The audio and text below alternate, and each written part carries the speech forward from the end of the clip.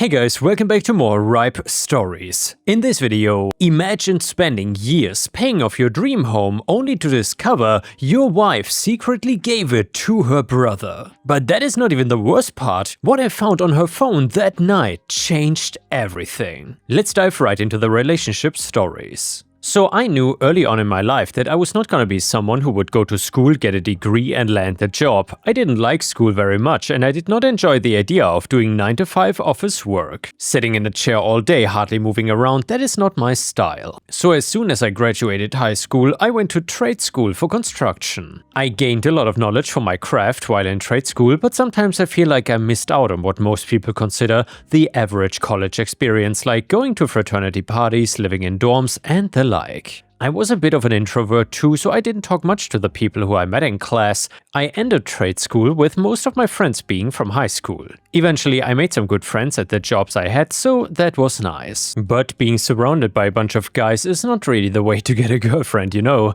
Again, I didn't get to meet anyone at school, and though I had a high school sweetheart, we broke up because she went to a college halfway across the country. I honestly thought I was gonna be by myself for the rest of my life. Given my surroundings and my introverted nature, I tried dating apps, but nothing really stuck with me. Most were unhappy about the hours I had to work, and I just found that the dates on these apps didn't feel as authentic. Soon I was heading into my mid-30s, single and living by myself in a dingy little apartment. But then, by chance, I met my wife Sarah. While on an outing with my construction friends, we were eating at a restaurant when I saw a woman struggling with her baby. She had a lot of stuff in her hand and her baby was fussing, causing her to drop the bottle. So I went ahead and picked it up for her and we got to talking. I would spare you the details, but eventually we hit it off. We dated for about 8 months before I proposed and got married another 6 months after that. Of course, I tried to get us a house right away. We needed a place to live as a married couple after all, and she had a child. I got a mortgage for our house,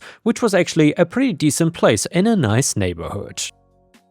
The mortgage was solely in my name since I was the one with steady employment and good credit. Sarah had some credit issues from her past and was not working full-time while caring for her kid, Alexis, so it made sense to just put it in my name. I never thought twice about it. I mean, we were married and what's mine was hers, right? That trust came back to bite me though. I've worked for years paying off the mortgage and was finally able to do so about 2 years ago. It was one of the proudest moments of my life finally owning our home free and clear. I am proud of this house, it is absolutely beautiful and it is where I raised my family. I decided not to have any kids with her. I was perfectly fine raising her daughter Alexis as my own. She is truly a wonderful kid and I'm so glad that I've gotten to raise her. So my wife, as you read by the title, has a brother called Johnny. I'm not a fan of him in the slightest since he seems to like mooching off of his family. He's a little younger than my wife but is still single and still lives in their parents' basement. I don't like him but I try to be courteous to him. My wife knows that I dislike him but she insists that her brother can do no wrong, and sometimes my criticism of him has gotten us into arguments, so I've kept my criticisms to myself. But obviously, I still really dislike him. So when I found out that he was added onto our deed, I was furious. It happened when I was meeting with our attorney to update our wills. Alexis was 8 now and we wanted to make sure everything was in order if something happened to us. My attorney suggested we review all our property documents while we were at it just to make sure everything was current and correct. My attorney was going through the property records when he stopped and looked at me with concern. "There's a quitclaim deed here from about 8 months ago adding your brother-in-law to your title. Did you authorize this?" he asked. I was completely confused. "What? No. I never signed anything like that." He frowned, pulling up the document on his computer.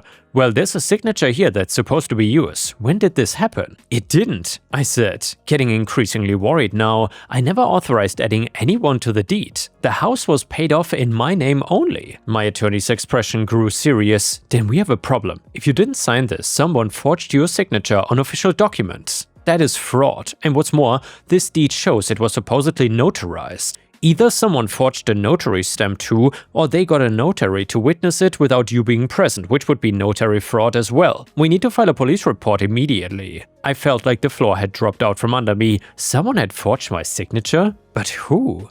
And then it hit me. The only person who would benefit from adding Johnny to the deed would be Sarah. But why? When I got home that day, I couldn't wait any longer. I confronted her about it right away. Surprisingly, she admitted to it almost immediately, though she tried to make it sound like no big deal. I asked why she didn't ask for my approval and why she wanted to transfer the deed to someone else in the first place. She said it was just for tax purposes and that she didn't want to ask me about it because she knew I would say no since I disliked him so much. And well, I just told her that made no sense whatsoever. Adding someone to a deed doesn't provide tax benefits actually. It just gives them ownership rights to the house, which was my house, the house I paid for. She got defensive, insisting that her brother told her it would help with estate planning.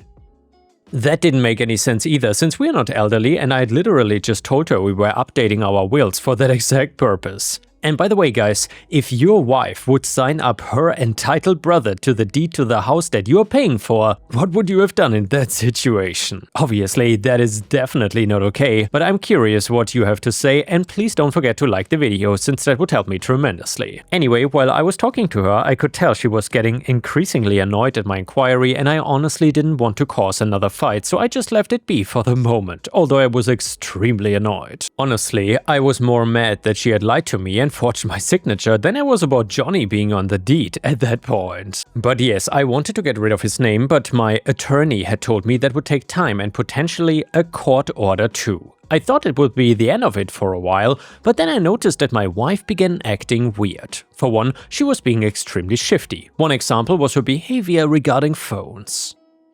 We actually had always been open about our phones and who we text, but she had become more protective of it and snapped at me when I tried bringing it up.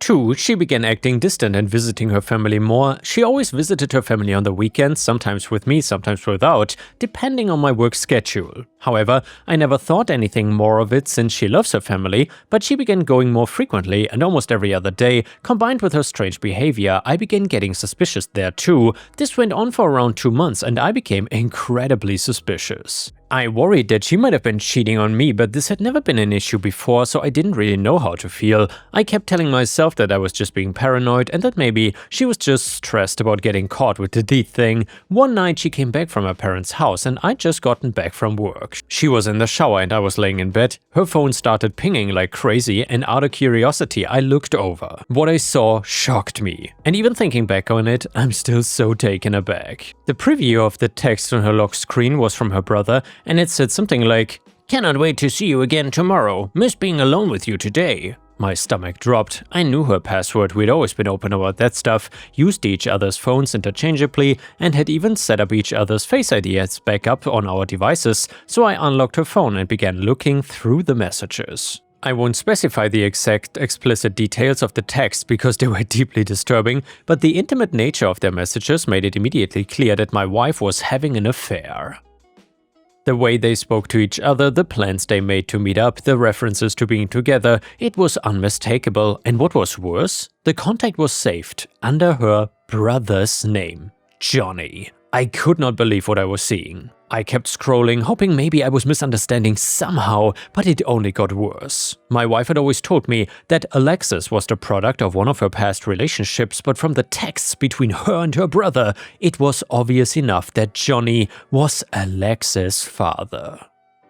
There were references to our daughter, discussions about how Alexis was looking more like him as she got older, arguments about whether they should tell her the truth someday. I always thought she looked like him quite a bit, but I figured it was because he and Sarah were related, but now I understood the horrible truth. I looked through more of their messages and found out that this had been going on for years, obviously before I even met her, and that it was still continuing now. That was why she visited her family so much. It was to see her brother.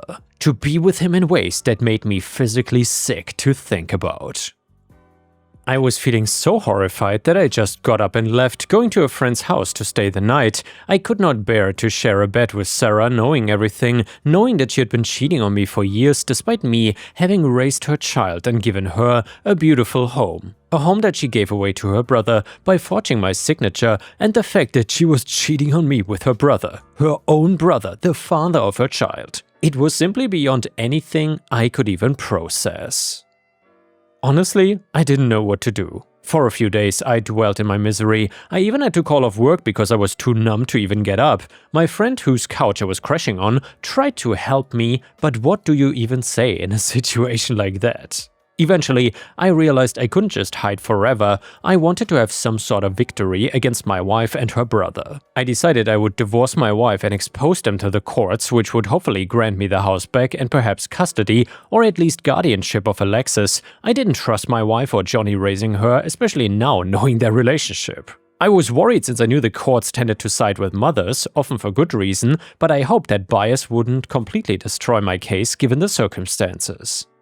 About a few weeks later, after gathering much-needed evidence, screenshots, copies of the forged deed, records of all her visits to her family, everything I could think of, I sat my wife down and confronted her. I told her that I knew about what she was doing with her brother and about Alexis and that I wanted a divorce. At first, my wife was shocked, snapping at me, telling me that I was sick in the head for even insinuating something like that. And damn guys, I gotta say, that is Olympics-grade gaslighting by the wife, telling OP that he's the one that is sick in the head. That is really the gaslighting Olympics. She accused me of making things up because I was jealous of her relationship with her family. I let her go on her tirade and then presented the evidence I had printed out, mostly consisting of screenshots from their text conversations. She was already red with anger, but when I presented the evidence, she turned red with the shame of being caught, and then she started yelling at me again, switching the topic from her cheating to the fact that I was looking through her text messages. She said I had violated her privacy and that I had no right and that I was controlling and abusive for snooping around. A screaming fest started, mostly with her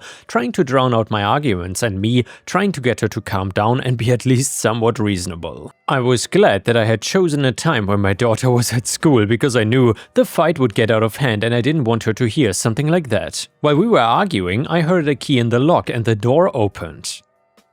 It was Johnny. My wife must have given him a key or something without telling me, just another betrayal. I don't know why he was there at that exact moment, but I did know that my wife was planning to go shopping before I confronted her, so maybe she had texted him to come over and I interrupted their little plans. I feel gross just thinking about it. Anyways, he saw that we were arguing and asked what was going on. I yelled at him, "You're sleeping with your own sister, that's what's going on.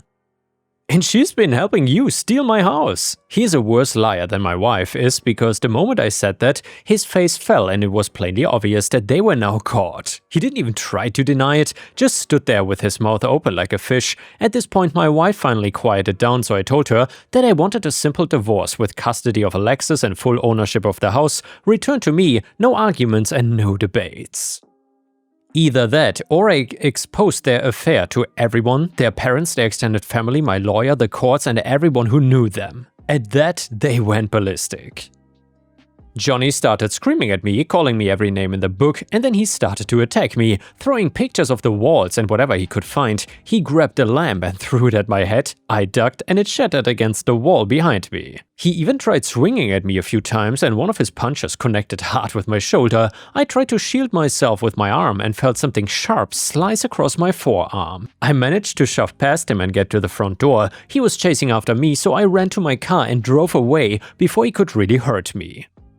And damn guys, these people are really on drugs or something. That is certainly not normal. Either way, my shoulder was throbbing, and when I glanced down at my arm while driving, I could see blood seeping through my shirt sleeve, and immediately I called the police from my car. I was shaking so badly I could barely hold the phone. I reported Johnny for assault, telling them he had attacked me in my own home and that I had injuries to prove it.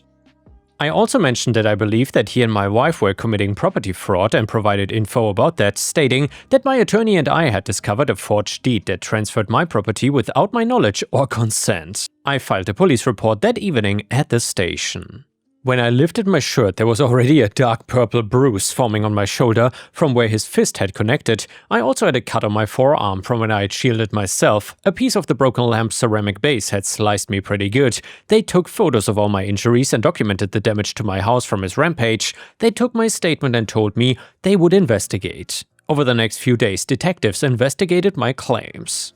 They interviewed my attorney, reviewed the deed documents, and examined the evidence I'd collected. They brought both Sarah and Johnny in for questioning separately, and the investigation also revealed that Sarah had gotten a friend who was a notary to witness a signing, but I had never been present myself. The notary claimed that Sarah told her I'd already signed it and just needed it notarized, which was a lie. The notary faced penalties too for not following the proper procedure. When confronted with the forged deed, my attorney's documentation proving I never signed it, and the text messages I provided showing their relationship, they both eventually admitted to the fraud. Sarah tried to claim she thought she was allowed to do it as my wife, but the detective told her that forging someone's signature on legal documents is a crime regardless of marital status.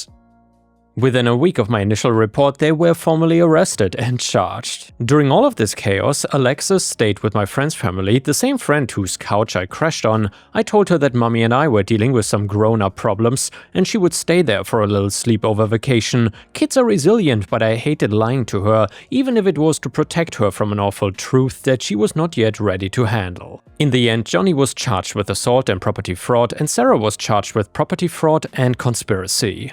Additionally, when the prosecutors learned about the nature of their relationship from the evidence I'd provided, they added charges for that too. Incest is a felony in my state, so they both had that stacked on top of everything else. They were both held in county jail while awaiting trial. The evidence was overwhelming: the forged signatures, the text messages, the witness statements from my attorney and the notary, and Johnny's assault on me with photographic evidence of my injuries and the damage to my home. Rather than face a trial where everything would come out publicly, they both ended up taking plea deals. Johnny got 3 years for assault and fraud combined, and Sarah got 2 years for fraud.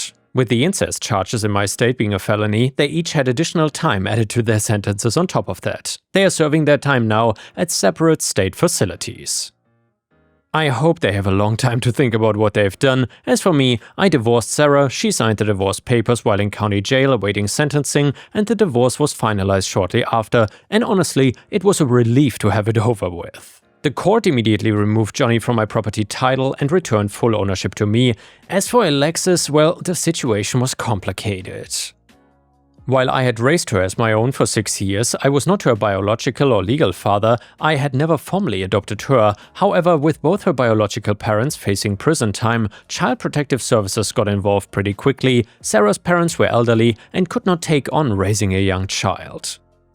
Johnny obviously couldn't take her from prison, and there were no other suitable family members who were willing or able, so I petitioned the court for guardianship. Given Alexis' strong bond with me, I was the only real father she had ever known, and the lack of other options, plus Sarah's written consent from jail, as she knew I'd cared for her daughter and would continue to do so, the process began. After multiple home visits, background checks, interviews with Alexis' teachers and pediatrician, and several court hearings, I was granted temporary legal guardianship while Sarah served her sentence. The whole process took a few months and was emotionally exhausting, but I was relieved when it was finally approved. I've since started formal adoption proceedings, and my attorney says I have a good chance since Sarah's parental rights could be terminated given the circumstances, and Johnny never had legal parental rights to begin with since he was not listed on the birth certificate. It's gonna be a long process, but I'm committed to it, but I didn't tell anything to Alexis yet, of course. She is way too young to understand something this complicated and disturbing, and right now, she just knows that her mom had to go away for a while because she made some bad choices, and that she is gonna live with me for now. Sometimes it's difficult to take care of her and know that she was the product of something so horrid, but she is still my daughter in every way that matters, and I would not want to treat her any differently than how I've been treating her for the past 6 years. I hope when I eventually tell her the truth, and I know I will have to someday, she will come to understand and we'll learn to get over this hurdle together. For now, I'm just focused on giving her a stable, loving home and being the dad she deserves. And yeah guys, if you enjoyed these relationship stories, please don't forget to subscribe to the channel to not miss my daily uploads. The next one is a revenge story and it is titled, I Got Revenge on My Bully. In school, I was relentlessly bullied. 2 girls in particular had it out for me. I was shy, loved to read, didn't do the popular stuff, so I was the perfect victim. They would literally torture me by holding me down in the staircase when we were alone and sticking pinboard pins into my arms, legs and feet. When I tried to tell teachers, they said I fell onto them as they were lying on the floor, or I did it myself. It didn't help that one of them was the daughter of one of the teachers at the school. But well, I finally got my revenge. I went to try out a new ice cream shop and lo and behold, one of the girls was serving the ice cream. I got multiple allergies including milk and gluten, of which the ice cream shop claimed to be cautious, so I ordered gluten and dairy-free ice cream and set my phone camera up to film the area where the ice cream was prepared because I saw that the girl had recognized me and was certain that she'd try something. And well, she did.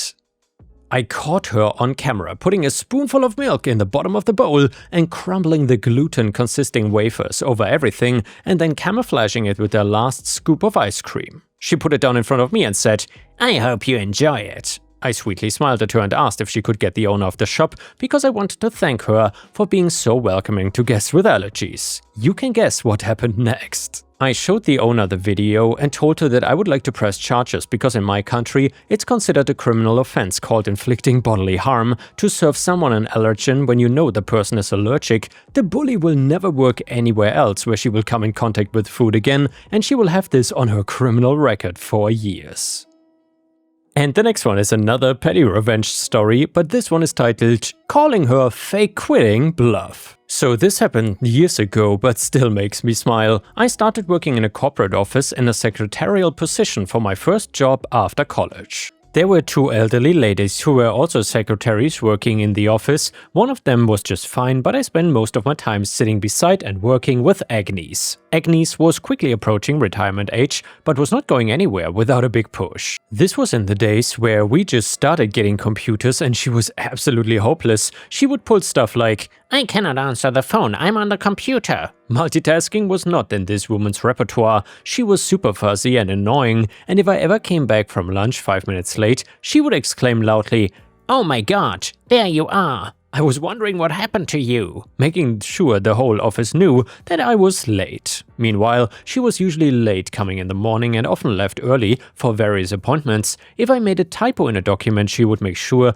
the rest of the staff knew about it loudly. She tended to pout when things didn't go her way, and she would quit her job when someone pissed her off. And then my boss's boss would talk her into staying. I'd heard about this tactic of hers, and one day, our boss did something that annoyed her, and she quit again. My boss's boss was away that day, so I had my chance. I quickly advertised and planned a big retirement party for her. It was a done deal by the end of the day. People were dropping by and congratulating her, and everyone looked forward to the party. At that point, I guess she figured it was too late to pull her usual shenanigans, and she actually retired. I told my boss to not bother replacing her because it was damn easy to cover the little work she actually accomplished every day. And yeah guys, thank you for watching. I will see you again tomorrow.